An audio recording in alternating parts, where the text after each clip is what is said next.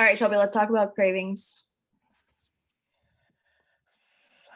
Honestly, chips and chips and guac, chips and salsa, chips and queso, chips and fiesta dip. I'm a I'm a dip girl. Yeah.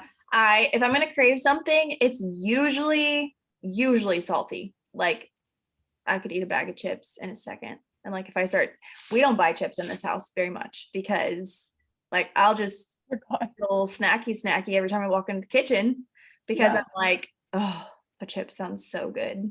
Cereal. I love Life cereal too. cereal. I My, have overindulged in a lot of life cereal in my time. I'm not somebody really that's gonna like leave my house unless it's coffee. If I'm craving coffee, I will leave my house to get it. But I'm not somebody that's like, ooh, I need ice cream. I'm gonna go get ice cream right now. But another thing I do when I'm craving something sweet is just a good old spoonful of honey peanut butter. Like that happens to me. So good. Actually, I just did it on my way down here. I just got me a scoop of honey peanut butter. So Honestly, there's a lot worse things than honey and peanut butter, but it could have been drugs, but it was honey peanut butter. So okay, I guess one of the first things we want you guys to know is that craving is normal and it's not really going to go away. So we have to figure out how to live with our cravings and deal with them in a healthy way. So we both read this book, and that's kind of where we wanted to take this. Shelby, want to tell them a little bit about the book and like your takeaways from it? yeah, so it's called Made to Crave, and it's by Lisa TerKeurst, and she is just a phenomenal writer. And if you don't know anything about her, you should look up her story. She is really that's a different different topic for another time. But she wrote this book, excuse me, about how we really like our souls really do crave, but we crave God. And so it's about how our deepest cravings are satisfied in God alone. And that's how we were created. Like, even before sin entered the world, like we were created to crave and only be satisfied by God. And there are so many things in this world that try to come at us and take that place that really is God's in our life. And so I would say I have a couple of like different sayings or different reminders that go off with like one-liners from her book. And this one is something that goes off every night at 6 and I see it and it says, God has given me power over my food choices. I'm supposed to consume food, not the other way around.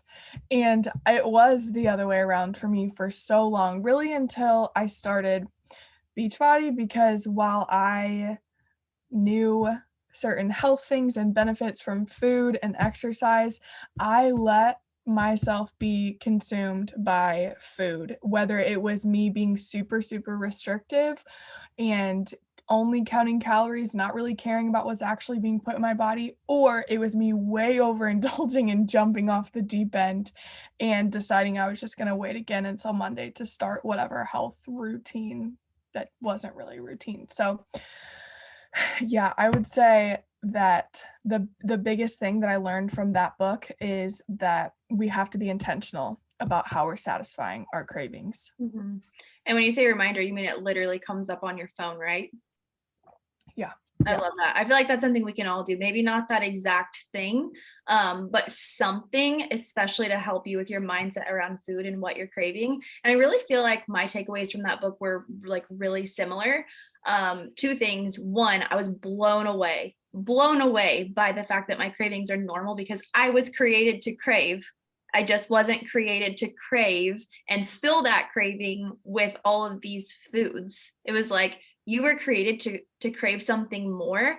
And when you really ask yourself in those moments where you're craving something, like, what am I actually craving right now? And what's going on inside of me in this moment that's causing me to crave? And could that instead lead you to your creator instead of to your cabinet?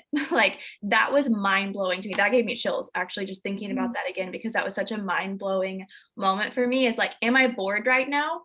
And I'm trying to fill that. Am I sad right now? Am I lonely right now? And that's why I'm craving. Like there is such a strong connection. And then the second thing really is what Shelby said about control. I hate being controlled. So when I read in that book that food was the thing controlling me probably more than anything else, it's like, okay, if I'm eating Mexican food, let's say, because not a lot tempts me more than a whole basket of chips with delicious salsa, man, like I could eat it forever. Literally, I could eat it forever. Same. And when I'm doing that, to think like, does this chip have power over me? Like, no, it doesn't.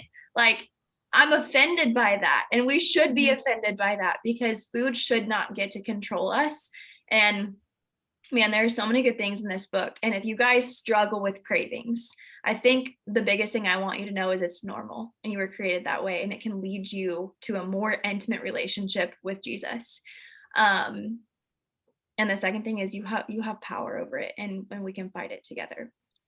And really, the last thing I want to kind of just touch on is that we've been like fed this lie that we deserve to like satisfy whatever cravings we have. And like that's the first part of the lie. The second part of the lie is that anything other than God is going to satisfy that craving. And so I think that was like the second like punch in the gut, if you will, just like in addition to the being controlled by food aspect, was just like, man, we've really been fed this lie, like, and I don't care where you're at in the world, but especially like in America, like we are very food obsessed and don't always really care about what we are also like putting into our bodies. And yeah, so I will also say one last thing is the chips and salsa thing. For me, the only thing that makes me stop is not actual satisfaction, it's sickness. Every single time it's a craving for me. And if I run to the Lord instead, it's an actual satisfying like fulfillment that my soul was desiring. And that alone tells me like we were created to satisfy that craving with something that is long lasting. And that is the truth of the gospel. So we hope you're encouraged, you guys. Stay tuned every Saturday. We'll be sharing a little tidbit.